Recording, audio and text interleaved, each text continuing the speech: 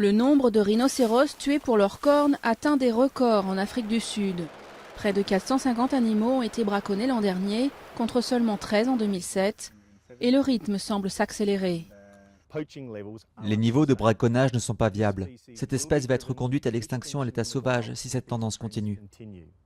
Principale cause de cette boucherie, l'explosion de la demande en Asie et en particulier au Vietnam, qui serait le marché le plus important. Vendre ou acheter de la corne de rhinocéros y est pourtant interdit, mais cela n'arrête pas les marchands de Hanoï. Je peux vous en trouver d'ici 15 à 20 minutes. Nos fournisseurs en ont, donc c'est là si quelqu'un en veut. Des études scientifiques ont prouvé que la poudre de corne n'avait pas de vertu médicinale, mais les croyants ont la vie dure. Au Vietnam, beaucoup pensent que cette substance peut faire baisser la fièvre ou guérir des maladies bien plus graves. Avec un peu de chance, cela peut guérir les attaques, les fortes fièvres. Et on m'a dit que cela peut même guérir le cancer. Les malades en stade terminal ne sont pas les seuls à payer des fortunes pour la corne.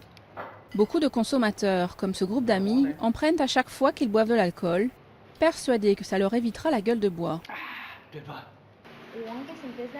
J'ai vu qu'on pouvait boire beaucoup plus sans se sentir saoul. En Afrique du Sud, des braconniers ont été condamnés à de longues peines de prison, mais au Vietnam, les dernières poursuites remonteraient à 2005. Et les trafiquants exploitent les failles de la loi. Les cornes trophées, rapportées légalement par des chasseurs, finissent ainsi souvent par être vendues au marché noir. Des pratiques encouragées par des prix très élevés, jusqu'à 5 000 $ pour 100 grammes de cornes. Vendre de la corne de rhinocéros rapporte plus d'argent que vendre des drogues illégales dans les rues au Vietnam. Elle se vendrait à des prix plus élevés que l'héroïne ou la cocaïne, et c'est moins risqué et moins puni. Le Vietnam a vu s'éteindre en 2010 sa propre population de rhinocéros.